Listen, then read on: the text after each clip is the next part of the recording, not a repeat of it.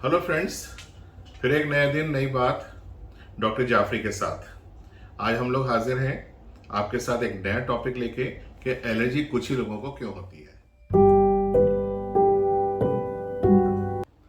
Indore chest and allergy centre से doctor S Jafri, asthma allergy specialist. एक बहुत इंपॉर्टेंट सवाल है मेरे साथ जो पेशेंट अक्सर बात करते हैं कि एलर्जी हमें ही क्यों हुई, हमारे पड़ोस में रहते हैं उनको नहीं होती, मुझे है, मेरी मम्मी को थी लेकिन पापा को नहीं है ना, क्या मुझे कॉन्टेजियस है, मुझे उनके साथ रहने से हुई है। तो ये बहुत इंपॉर्टेंट चीज़ है जो आपको समझना बहुत ज़रूरी है।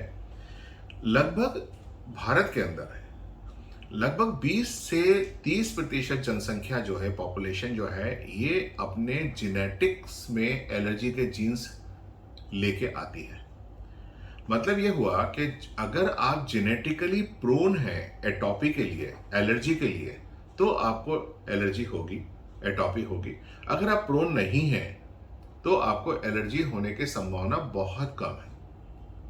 अब ये जेनेटिक कॉन्स्टिट्यूशन जो होता है ये अपने फोर फादर से होता है। कई बार पेशेंट से हम लोग डिस्कस करते हैं तो वो इमीडिएटली मना कर देते हैं कि नहीं, हमारे घर में किसी को नहीं है। फिर थोड़ी देर बाद उनको ध्यान आता है कि हाँ, मेरे ग्रैंडफादर को एक्जिमा था, मेरी ग्रैनी को सांस चलती थी। तो ये जो चीज़ें हैं ये कोरिलेट करना बहुत इंपॉर्टेंट है। ऑलमोस्ट 80% जो पेशेंट होते हैं उनको अपन पीछे से रेट्रोस्पेक्टिवली कैलकुलेट करके दे सकते हैं कि इनकी फैमिली में किसी को एलर्जी रही होगी।